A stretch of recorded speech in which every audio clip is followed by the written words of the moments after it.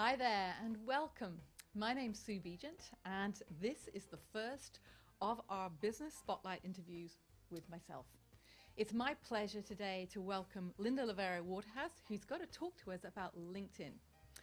Just before we start chatting with Linda, I want to just tell you a little bit about myself and how these interviews came to be.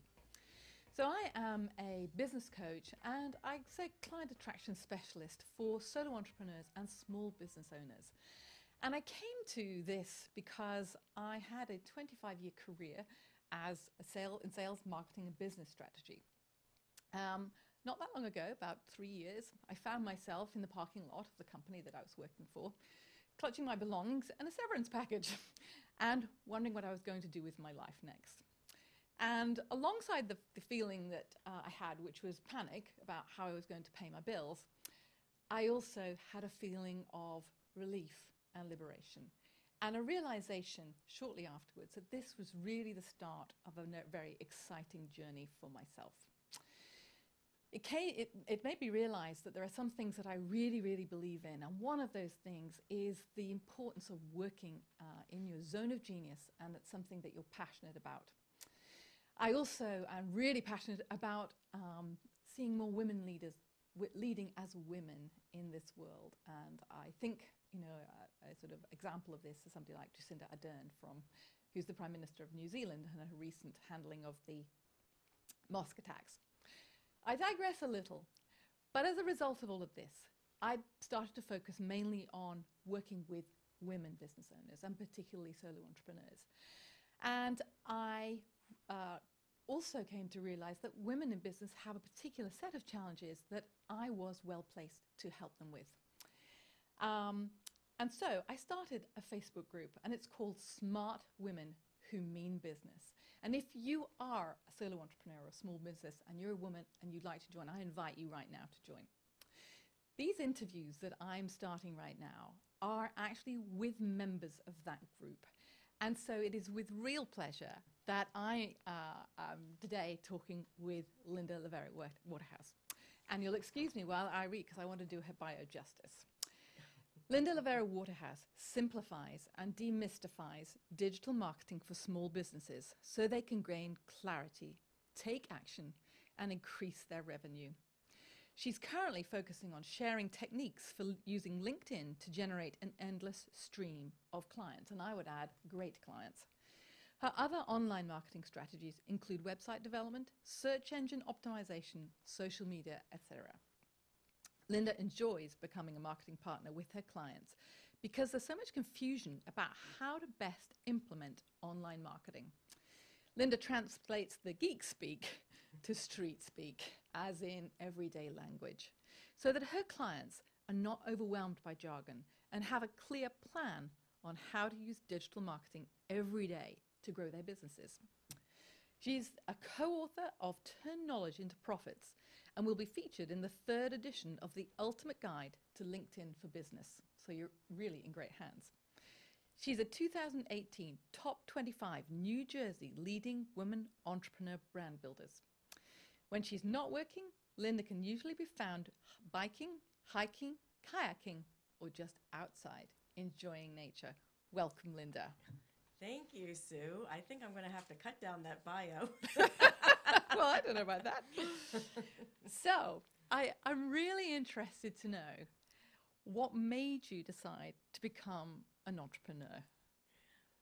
You know, I was just hearing your story, and I know parts of your story, and I've read it, but it sounds so different hearing you say it. So I guess just your passion and your commitment really comes across when you're speaking it. So it's definitely very different. So I had a little bit of a different situation than you. I call myself an accidental entrepreneur. I started my career as a software engineer, programming computers, and I was very happy about that. We moved down to New Jersey, and for various circumstances, I decided to stop working and staying at home with my kids, but I always took classes. And at that point in 1998, the web was just really starting to explode. A few years later, I decided to look for a job, and I found a job with a man named Lance who owned WSI Web Systems. And Lance and I got along great. We worked together for about a year and a half, and then he was killed in a motorcycle accident. Wow. At that point, I really wasn't ready to start on my own, and I really had to think long and hard about what I wanted to do next. And his wife asked me if I would consider continuing his legacy. Wow. I was thinking about it for a while, and I came across a Richard Branson quote that said, if an opportunity arises and you don't know how to do it, take it, say yes, and then figure out how to out do it later. Right. Yes. Good for you. And I've been doing that ever since. I knew search engine optimization. I knew websites. I didn't know anything about running a business, but this opportunity kind of fell into my lap, and I said, why not? Yeah. So here I am, and it's been a roller coaster ride, but I've met so many great people, and it gives me so much pleasure to see how I can help their businesses grow as my business grows. Right. And I think that that sort of way of getting into a business, there's some sort of common themes that run through for a lot of business owners. They start doing what they're great at and they're trained at and they're passionate about, but nobody tells them about the business side. Right. So. There is an awful lot to do about business, and even marketing. I had no idea about just how important marketing was. As an engineer, sometimes the engineers in marketing and sales are kind of at a crossroads, and I tell you, I have a complete different appreciation for marketing and sales these days. Thank you. having worked in most of my career, where the equivalent of the engineers tossed what they had over the fence and said, "Go sell it." Right. I know exactly what you're talking about. So, and of course, you had a family in the middle of all of that. Yes. I have 3 daughters, and the best part about being an entrepreneur is being able to combine everything so that my business fits into my life rather than the other way around. Yeah, I love that. Yes, absolutely. It's one of the things when I'm teaching about business, I say you have a life, and that you can't separate the two. So, what led you then to become a LinkedIn expert, and why LinkedIn? A lot of people ask me that these days because, Facebook and Instagram are like the big thing that everybody hears about. And for a while, I was focusing on Facebook. But I, like many other people, started to get a little bit disillusioned. When Facebook, it was probably about 2012, 2013, when Facebook was made public, that suddenly they were having to answer to, fiduciary people and entities. And so they needed to make money. So how do you make money? You sell ads. Yeah. So we saw Facebook go for company pages where you would get all sorts of followers, and then you would post on your page and your followers would see it. And that reach just started dwindling down.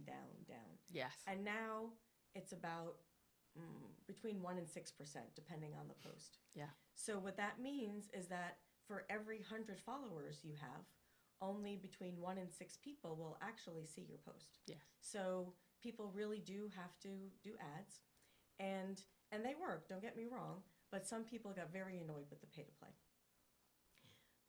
At the same time, Microsoft bought LinkedIn about 3 years ago, and they've made dramatic changes to the platform and made it a lot easier to use.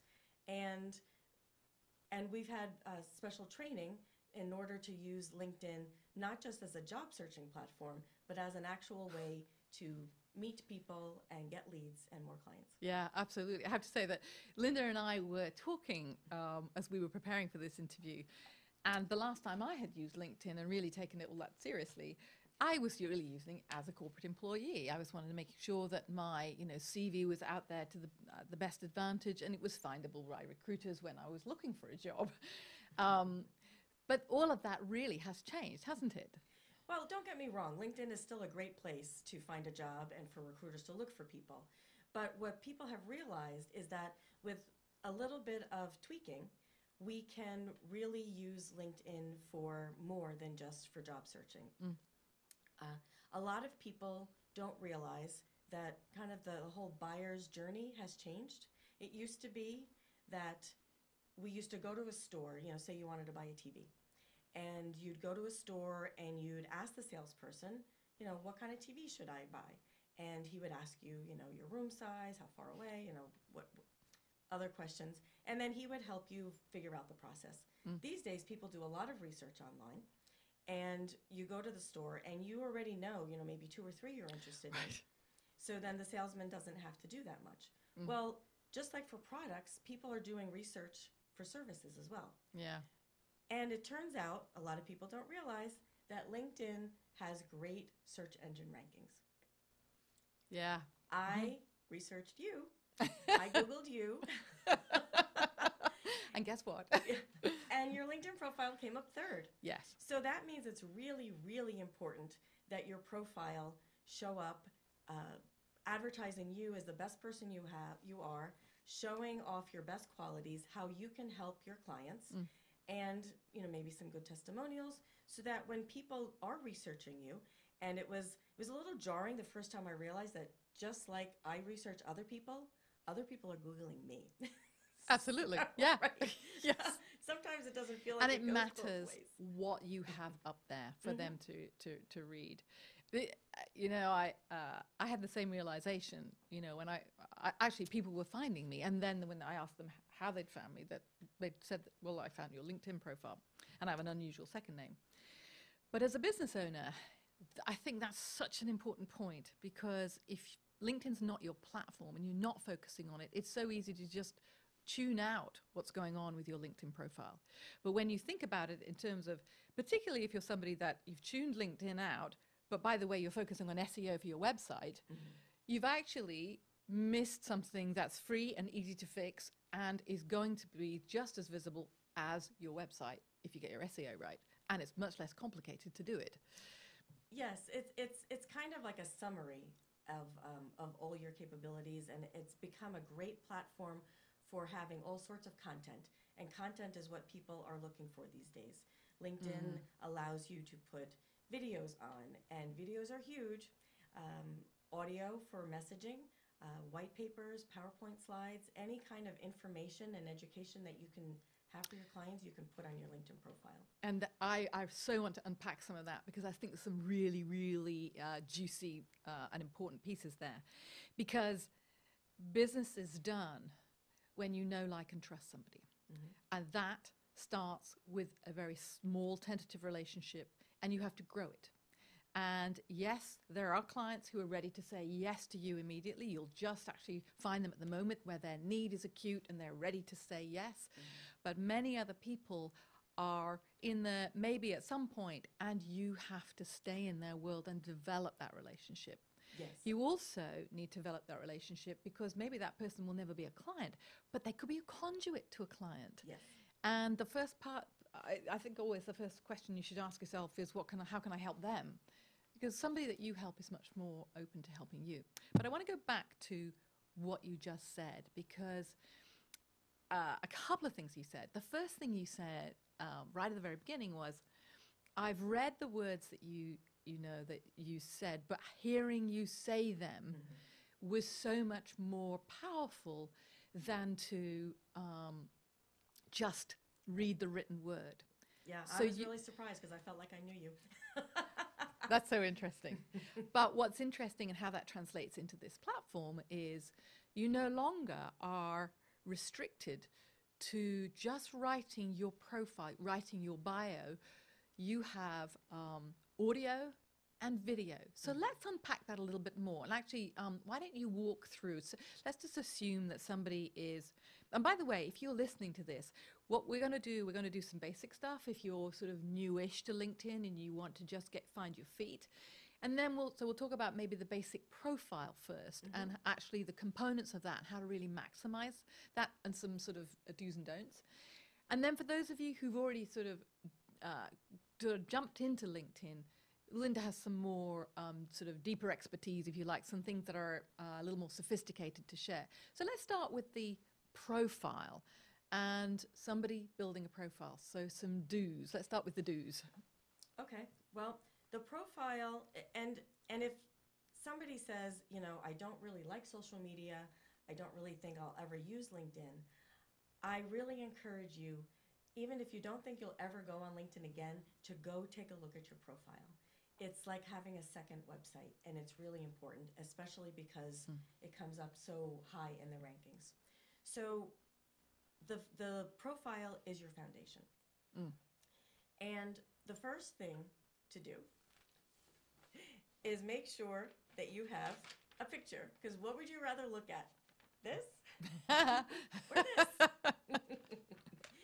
So the most important thing is your profile picture, which it will come up blank. And we have talked about this before, Sue, and I've told all my clients, there's a few, do's and don'ts that are kind of common sense about your profile picture. It should be you and only you. No, like, stray hands around your shoulder. It should be a professional looking picture, if not a professional taken picture. And it should have, your head and shoulders in it with no sunglasses or any other things in it. I think I told you before. Fully clothed. Fully. Yes. I wasn't sure if I should mention that, but yes, fully clothed is a good idea. And it should kind of reflect who you are. If you are not the kind of person who wears a suit every day, you don't need to wear a suit there, but it should reflect pretty much how you would dress in your day-to-day work. One of the things that still brings a smile to my face is I was talking to somebody about helping them with their online reputation, and I took a look at their LinkedIn profile, and he was very proudly, bare-chested, holding up this huge fish that he had caught. And if he, owned a boat... I was going to say, did he have a fishing business? If he had a fishing business, that would have been great. But he didn't. He was the CEO of a company that was looking for venture capital. And I'm just not sure that's the kind of look that you want to have. Absolutely not. No. So I think we've gone over that. So what a lot of people, especially if you haven't looked at LinkedIn in a few years, they don't realize that LinkedIn has added not only a place to profile you and your face, but this whole LinkedIn background. And the default background is blue with lines and dots that's supposed to signify a network. And if that's all you have, and I'm not sure if I should share this, but... You can. You can share this.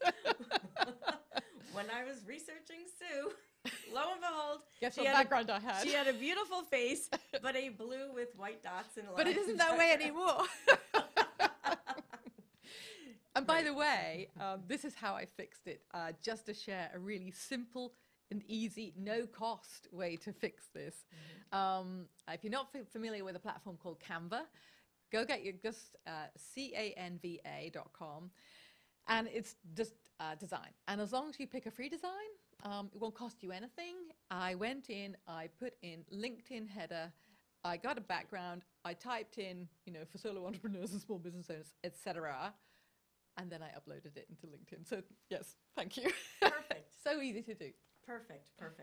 And what I've seen people do very effectively is try to have their cover photo, this is called, tell people instantaneously a little bit about them and their business. So for some nutritionists, I've seen a beautiful display of healthy fruits and vegetables. For a realtor that's in New York, a New York skyline. Yeah. So absolutely be creative. And if you are brave enough to, like Sue, to use a free tool like canva.com, then you can even add some more information. You can add your contact information. Anytime you put your contact information anywhere, it makes it much easier for your prospects to find you. Yeah. And it gives so much more impact to your profile. Yes. Visually, before they even read anything. Yeah, absolutely. So we'll put this away. I think we made that point.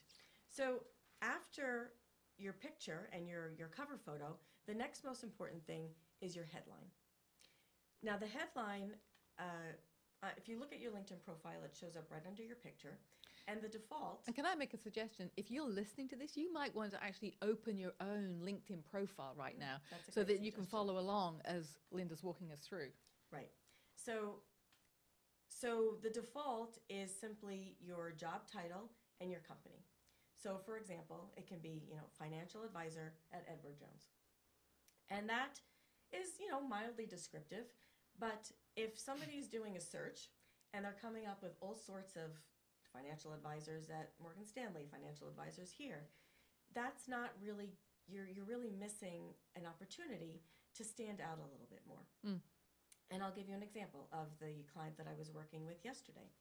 He works with people who are close to retirement age or have retired. And so right off the bat, we put that in his LinkedIn headline. And so people going through all these financial advisors, if they are 20 or 30 or 40, they will know that he's not the one for them. And that's okay. We want people to self-select. But for those who are 50 and above, which is what we put, they know, oh, he works with people like me. Yeah. I'm going to dive in a little bit more. Perfect. And see what he does. Yeah. So take that opportunity to say who you work with, what kinds of problems you solve, and if you have room, how you're different. You have 120 characters, so you have to be really concise, but it's very important. The other thing I want to say about the headline is this is how it differs from Facebook, that when you comment and like other people's posts, on Facebook, only your face and your name shows up. On LinkedIn, your face and your name and your headline shows up. So if, So you're really missing an opportunity if you actually don't put something in there that is really points people to that me, not me. Oh, they work with me, they don't work with me. Exactly. Yeah. Exactly. Yeah. And it comes up whenever I comment on other people's posts, then it has, exactly who I work with and what I do. Or sometimes LinkedIn will give you suggestions of people. You might want to connect with these people. And then you might be the one who stands out of all sorts of list of boring headlines. What drives what they, what sort of algorithm is at work, driving who they suggest you connect with? I'm asking that question actually because I used to work in the pharmaceutical industry. So a lot of my clients, from 3 years or more ago are a client. A lot of my connections from 3 years ago are all pharma. So is that going to have a big bearing on who I see in my suggested? Any idea how that works? Well, LinkedIn, of course, hides it so that we can't finagle Yes, the system. exactly. Yes. So what I've seen is that usually it takes like the last few things that you've done or the last person. So if you've connected with somebody in the finance industry, it will then show you more finance people. Okay. If there's if you have certain thing like you have pharma on your profile, it might be more inclined to show you other pharma people. So that's just a general rule. I interrupted the must-haves. So we talked about the headline and we talked about the summary that's at the top before you ever get into the profile. Well, the cover photo, because the next part is technically called the summary. Oh, okay, right. So these are like the top 3 that you absolutely must work on. So the profile picture, the cover photo I kind of put together, the headline, and then the summary. Now, while the headline, you are confined to 120 characters and you have to make every character count. Your summary, you get 2,000 characters. So this is a place where you can kind of relax a little bit and give a little bit more about you. So what most people have in their summary looks like a resume or a CV, as you call it. Yeah. It's all, I did this, I did that, I won an award, I raised this, and really, who nobody cares. Right.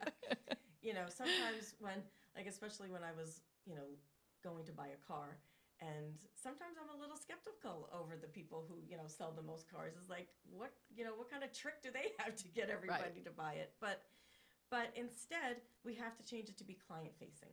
So we need to make sure there are more yous in the summary rather than I's.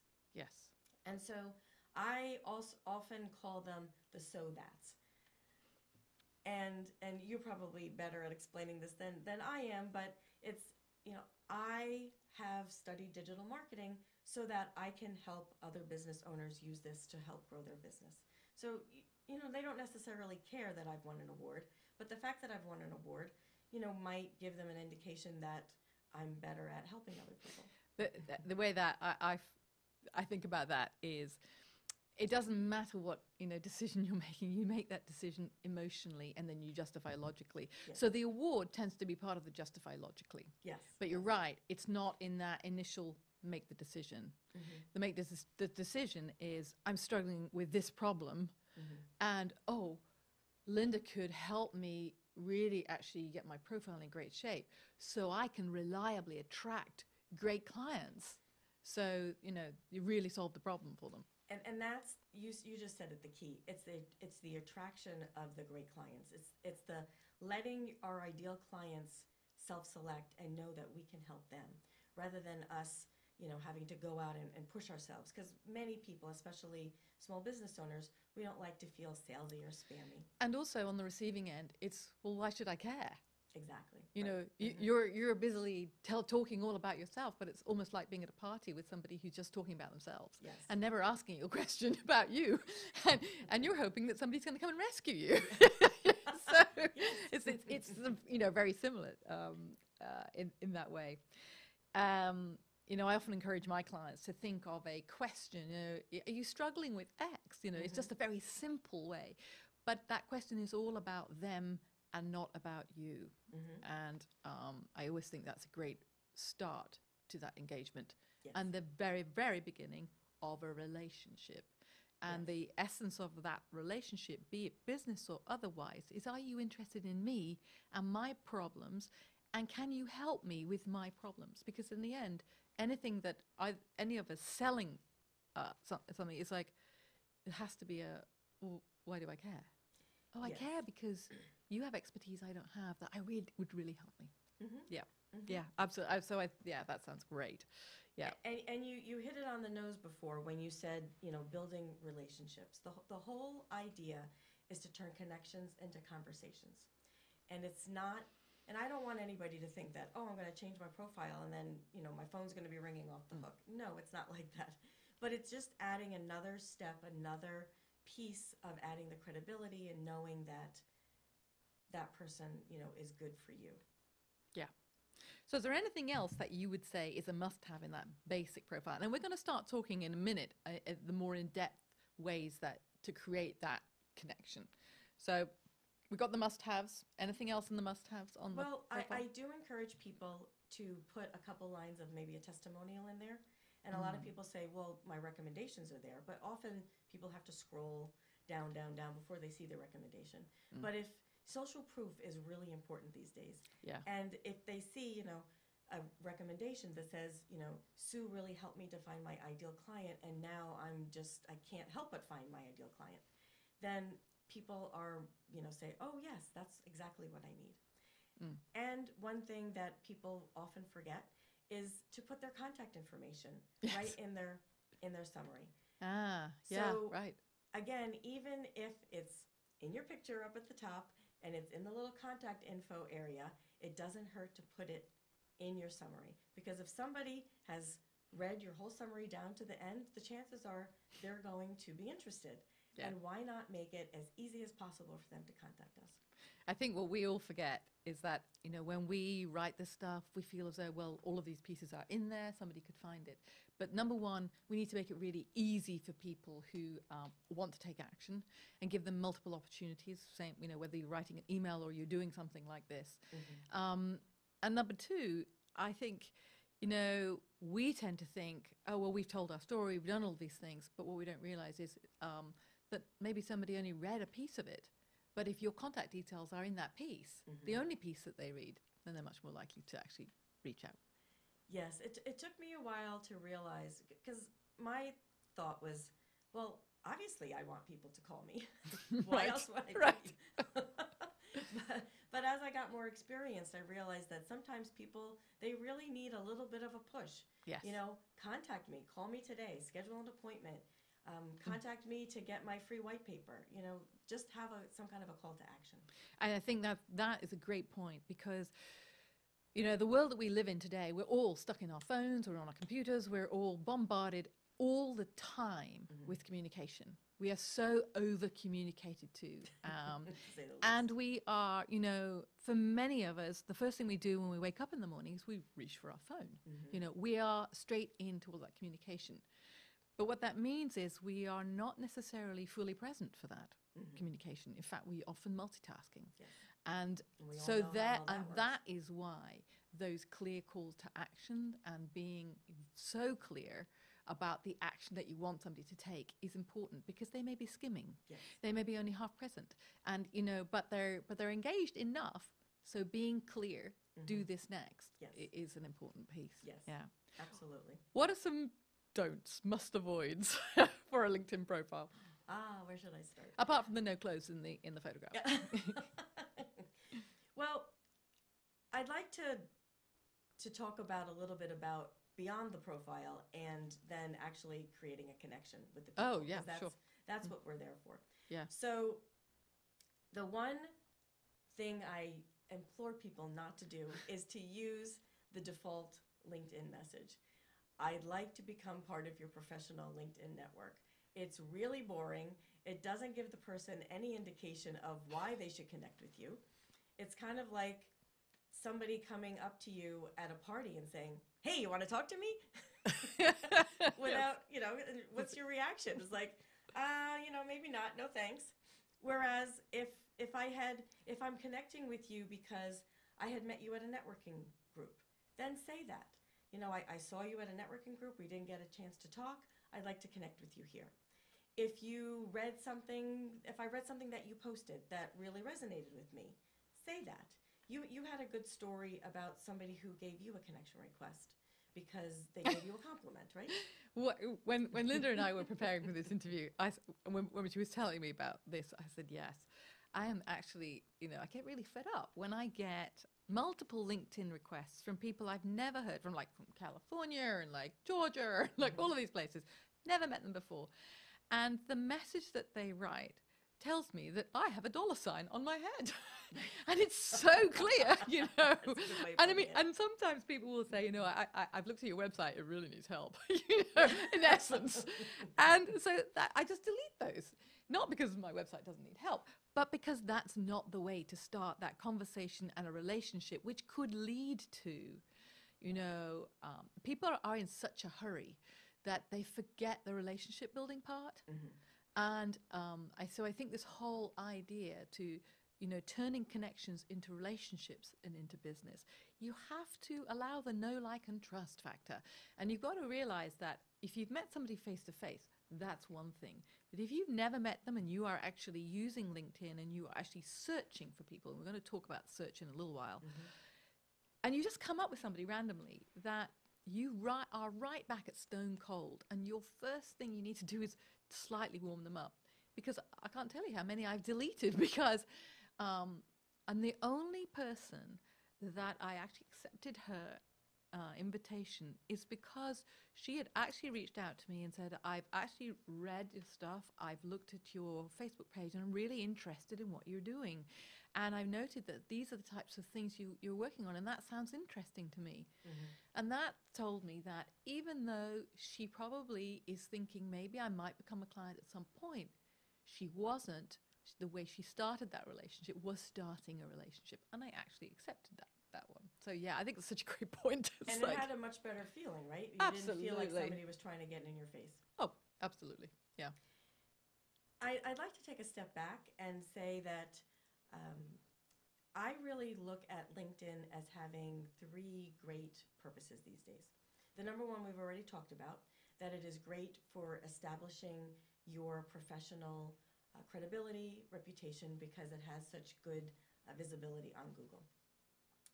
The other main great thing about LinkedIn is that, say you're connected to people that you've met in networking groups, and a typical like Chamber of Commerce will meet once a month. Mm. Now, if I meet you at a Chamber of Commerce meeting and we have a nice conversation, if we don't have day-to-day business, I might not see you for another month. Mm. But what a great way to stay top of mind with Sue, if by me posting things and Sue posting things on her that I'm going to see. So I'm going to see what Sue posts, and that'll remind me of Sue. So go and make that connection with the person that you met, right? As the first step, yeah. Right, make the connection. But then, in between meeting face-to-face, if you see my posts, then you'll be reminded of me, and you'll get an idea of the types of things that I like, and it's just another way of keeping in touch Yeah. in between face-to-face times. Mm-hmm. Yeah. And the other great thing that's really, really great about LinkedIn is that it allows you to connect with people that you don't have the opportunity to meet face-to-face. And particularly for people who are in sales and their alternative is to make cold calls. We all know how frustrating and degrading almost making cold calls can be. Yeah. We've all done it. You try to call somebody out, can I speak to so-and-so? Why do you want to, who are you and what are your business? And, it's impossible to get past the gatekeeper, or it just goes right to voicemail and you feel like you're just talking into a void. Yeah. What a lot of people don't realize is that these days, CEOs and other decision makers and influencers are on LinkedIn, up to 60%, and they actually use it actively. So instead of calling up and talking to the person in the front office, we can use LinkedIn to make a connection directly with the decision maker and bypass the gatekeeper altogether. Now again, it's not like you're going to connect with them and then sell. You still have to slowly develop the relationship, but it gives you an in, and it gives you a way to reach people that you wouldn't normally meet on the street or in other events. Yeah, and I mean, if you can say so-and-so recommended that I reach out to you, if you have something very specific that is, and you've actually done a little research on that person so that you could mention some relevant things, you're probably much more likely to get a connection as well. Absolutely. That's a way to, you should absolutely use your network to see if you have people that you want to. And I ask my connections all the time, if there's somebody that you want to introduce or you want to be introduced to, please let me know and I'll do what I can. Yeah, absolutely. Yeah, same here. Yes, I often say if you find somebody in my LinkedIn network that you want to connect with and you want me to introduce you to, I'm happy to do that, and so that's also great. Now that does, as your network grows, we all tend to start connecting with people that we don't know. So it's not always possible that I certainly don't know all the people that are in my network. But there's many people that I do know. And I'm not going to do a warm introduction to somebody that I've never met. I just don't do that. So, but if there's somebody I met and I think that you'd be a good match, I'd be happy to do an introduction. And most people really do like to help. You know what? I think that's such a great thing to remember. When you're reaching out, if you're feeling nervous about reaching out, I so agree with that. Most people are like, absolutely happy to do you a favor and to be able to do something good for somebody else. So let's dive in now to some of the more advanced features. And you talked about video. Do you want to talk a little bit more about that feature and how best to use it? Sure. I just came back from Social Media Marketing World, which is a once-a-year convention out in San Diego where the rock stars of social media all meet. And it was 3 jam-packed days of just learning. And on top of it, I have recordings for the sessions that I wasn't able to attend. And there were a few really big key points. And number 1 was video. And I know a lot of people, when I say that, they're like groan. I'm like, I don't want to go on video. But we kind of have to get over ourselves. Yeah. It is scary, but I told myself that I have survived 3 teenage daughters, and if I can do that, I can be on video. And the dog, yeah. And all the dogs and cats and everything else. So, we just have to get out there and try it. Now, some people say, oh, I want to record it so that I can make it perfect. I don't want to do live. LinkedIn, that is one of the things that LinkedIn has added. Not only native video, but if you're on your native phone, video is, for those who are... Oh, sorry. Native video means that video that's only on LinkedIn as opposed to putting a video on YouTube, for example, and then putting a link from LinkedIn to YouTube. So LinkedIn doesn't like that anymore. Oh, so you have to, a little bit like doing a Facebook Live, you go into LinkedIn. Yes. And then you say, I want to go live. Yes. Okay. Yes, okay. And I believe right now it's only that the live feature is only available on your phone. So you need to install the app on your phone. So if you are used to having YouTube videos and then putting a link to them on LinkedIn, You can't do that anymore. What you need to do is take that video and then upload it directly into LinkedIn. And then LinkedIn, that will get more reach. Hang on. So you go into your app. Wouldn't it go direct from the app into your LinkedIn profile? Well, I'm saying that if you have a YouTube video, you Yeah. don't want to put a link on, Yes, you won't on LinkedIn to your YouTube video. Yep. You want to take the video and actually upload it onto LinkedIn. Okay. And I guess, I hope that if you're listening to this or watching this, that maybe you have your own LinkedIn open. I don't have mine open, so yeah. But that's great. I completely support what Linda has just said about video. It doesn't matter where you are. And this was one of the things that when we were talking, that capacity to do live video on LinkedIn is so important. And you were starting to talk about, the difference between making it ahead of time and live. And I want you to talk about that because I know that you and I are on the same page on this. Right. So well, I don't know how I feel because the good thing about edited video is that you get to make it perfect.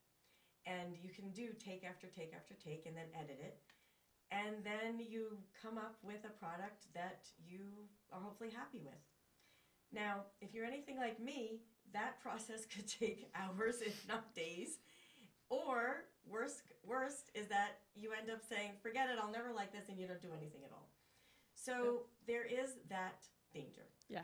The good thing about live is that if you make a mistake, everybody knows you're live. That's right. Nothing you can do about it. Yes. Just like we are right now.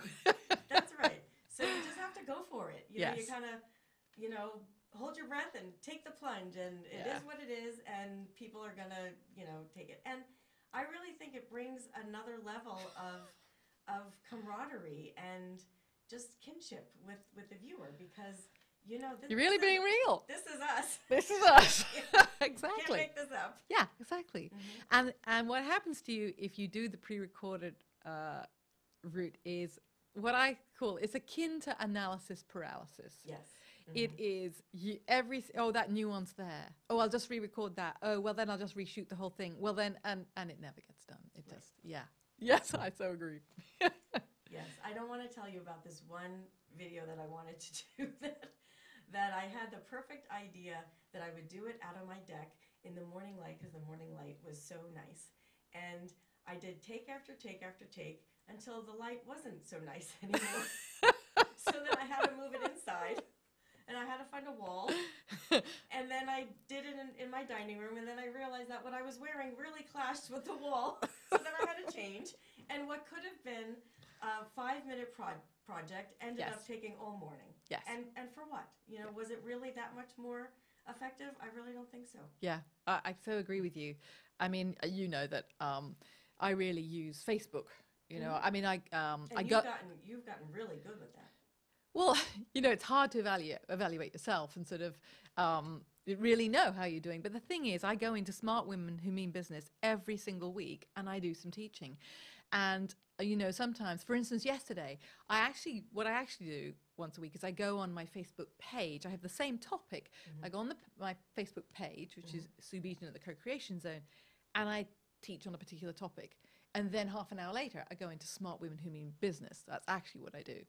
Yesterday, I was absolutely terrible on my Facebook page.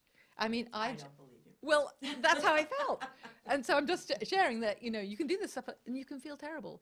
But then I went to a networking group this morning and somebody saw it and said it was really helpful.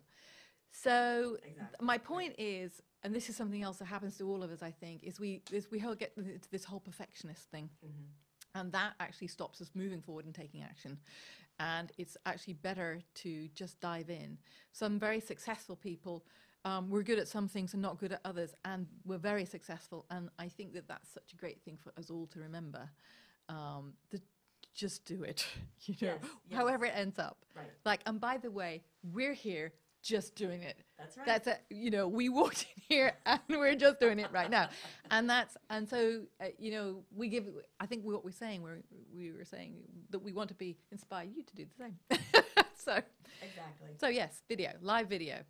Yes. So the great thing about LinkedIn these days is that you can think of it as a content platform for almost any kind of content that you can think of. So, and as you said before, it's easier to upload things to LinkedIn than it is even your website. So you can, and there's different areas where you can put these types of content on your website. You can put it as part of your profile, and you can also put them as part of your status updates or posts, what they're called. So it can take a picture. It can take... this is the LinkedIn app. The LinkedIn app or your desktop, just your profile. Yep. So you can upload, as I said before, PowerPoint presentations that you've done, videos that you've done, ebooks, white papers, cheat sheets, pictures, and you can put them on status updates. And they have two kinds of posts that you can do on LinkedIn. You can have short status updates where you'll have a couple of sentences and you can add a picture. And you can tag somebody I discovered yesterday. Yes. But if you're not used to it, you have to use a little @ sign. Yes. To do that. Yes, and if you're connected, then like if I put, when I was promoting the show, I put @SueBegent, and then Sue gets a notification, so she can go, she knows that she was tagged, and then she can go and like the post or comment or anything else. And it just increases engagement and increases the chance that more of Sue's followers will see my post and my followers will see and get to know Sue. So it works both ways. And, and to that end, I'm sure it's the same as Facebook. You have to be on that platform consistently, consistently and persistently in order to have people expect you to be there and to start paying attention. Yes, and I always suggest to my clients that pick a schedule that you think that you can stick with. Don't say, oh, I'm going to do, every day, and then you're great every day for 2 weeks, and then crickets, we don't hear from you again. It's better to start off even just once a week and building up momentum so that you get more confidence and you understand more about the platform, and then you can just continue it and don't get overwhelmed. Yeah. So the other part of LinkedIn that many people are not aware of is, in addition to the status updates, which are short sentences similar to Facebook, they actually have published articles, which is very similar to a blog. So this area gives you an opportunity to have a long form content that you can also add images, and I'm actually not sure if you can add video to that part yet, but you might be able to because they're changing every day. Right. So you can have long content on there, and LinkedIn likes this because that means that people are reading longer and they're staying on LinkedIn longer, so they will like your things more. Yeah. That's excellent. I have to say that Linda and I talked on Wednesday, and as of that point when we had that conversation, I have looked at LinkedIn in a whole new light, and the capabilities that it has. We're talking a lot about the mechanics and the ins and outs, and I want to emphasize that if the most important thing is, and why we're talking about putting the content on, is to develop relationships. Relationship marketing was again one of the other key factors that they talked about social media marketing world. But in general, people are so tired at being sold to that they really want to develop a real connection. And to know a little bit about you. And what better way than to have things written or video. Before, if I saw a video of you telling your story, is a completely different experience than me reading it in Sue's summary. Yes. So it's really, really very important to try to embrace all these different aspects. Yeah. Agree. Okay, so we have, I think, just over 5 minutes left. And you're kidding. Yeah. Yes, you see? Oh, you see? wow. Yes, wow. I know. So, first of all, just talk to us a little bit about, as a business. So I'm just going to lay my cards on the table. When I'm working with somebody who is not familiar or very familiar with a lot of platforms, I usually recommend that they pick one and get to know that platform really well.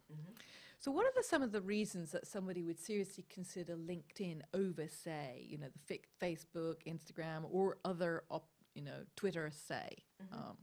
Well, LinkedIn is a clear win for B2B businesses. It's the only professional social platform, and people go there expecting professionalism. And B2B is business to business. Yes. Sorry about that. Yeah. The B2C, or the business to consumer businesses, they might consider LinkedIn if they want to find collaborative partners or people who they want to create a power team out of. For instance, a realtor might want to team up with mortgage brokers and title insurance and home insurance. So it's really a great way for no matter what business you're in. It just depends on what your goal is. Oh, I wish there was more time, because I've started so many great conversations lately that I wanted to share, but I'll have to put them in the comments. Well, I know that if you're still with us right now, I know one of the questions you've probably got is, how can I contact Linda? And I know also that you do have some sort of offers for your listeners. So I would love to. I want to make sure that we cover that. I know you have some. Okay, so if you've listened this far, then hopefully you've gotten the idea that LinkedIn can really work for you and your business, even if you just want to be better well known and to establish your brand and your credibility. And to make connections. And to make connections, absolutely. So for people who are really interested in learning more how to do this, I invite them to email me at info@lindawaterhouse.com. And Waterhouse is spelled Waterhouse. And I will send you my 9-tip cheat sheet on how to make a winning LinkedIn profile. Now, on top of that, if you are really want to learn about the platform, then I invite you to put the word audit in your email. And on April 12th, I will take everybody who wants an audit, and I will pick 10. And for those people, I will have a one-to-one conversation where we go through some aspects of your LinkedIn profile face-to-face, and you will walk away with actionable items that you can then take to do yourself, or if you want more help, we can talk about that as well. So please send an email to info@lindawaterhouse.com, and I will be happy to send your cheat sheet. I plan on making little videos to talk about the things that we have talked about, and you will be notified when those videos are released, and I'd be happy to do audits for your listeners. I love that. Thank you very, very much. My pleasure. I guess the note I would add to that is, if you are sitting here right now and thinking, wow, that would be really great, I encourage you to take action right now. And so just repeat that email address again, Linda. It's info@lindawaterhouse.com. Okay, great. Because you know how it is. Right now you've listened to an entire program on LinkedIn. You're actually fired up and you're sort of feeling like, I really want to get into using LinkedIn. And in about 5 minutes, either your kids are going to come home, or maybe you have to take the dog to the vet, or something's going to happen, and you're going to be back into your everyday life. And then by the time you next have a space to think about, you know what, I actually wanted to do that audit, you may think, I can't find the interview or whatever. So you've heard the Linda's offer. Please take her up on it. I mean, wow, that would be fantastic. I may try and get one myself. So one last insight. If you were to share some wisdom from your journey as a solo entrepreneur, and actually I would ask you, particularly if you were talking to another woman, because I mean, I think what you said to us right at the beginning was that, you had a career in IT, then you had a family, and your husband's job, whatever, you moved. And so there was a gap because there just wasn't the possibility to bring up 3 girls, right? Yes. 3 girls and sustain the career as well. And then you went back. And so that's a very common journey, I think, for many women. And so if you have any advice for a woman in that situation who then, I mean, you fell into to being a solo entrepreneur, as you explained that in rather a traumatic way, actually. But whether you start traumatically or whether you start, maybe it's a job loss, maybe it's some major thing that happens to you that changes your life, you go through that initial stages of what on earth am I doing? So I'd love to hear if you have some gems that you would like to share. Well, I know we don't have a lot of time, but the biggest thing that I feel has helped me along my journey is to be hiring coaches. I felt like I'm a smart person. I didn't put her up to that. No, I actually didn't know what she was going to say. She didn't. But yes, could I learn all this eventually? Probably. I'd like to think that. I, am, intelligent woman who knows how to read and knows how to research, and I could figure it out. But it is so much easier and quicker if you have somebody to lead you along the way. And so I have never regretted any money that I've invested in myself with coaches. And now I'm kind of doing the next step where not only with coaches, but now it's time for me to offload activities that other people can do. Yes. Because as CEOs of our own companies, we should do the things that CEOs do and let other people do them so that we can do the things that are most important and help build our business. Yes, absolutely. It was really hard. I kind of hired my first virtual assistant recently, and it was really hard to take the plunge, but I'm so glad I did it. Yeah. Thank you so much. Thank you. Thank you, Linda Lavera Waterhouse. It's been an absolute pleasure. I hope that you've enjoyed listening to this, and if you're watching or listening to the recording, I hope that you get as much out of it as I have. And thank you again. I look forward to seeing you next week, and look out for the promo. I have a very exciting woman to interview next Friday. And that's it from Sue Begent.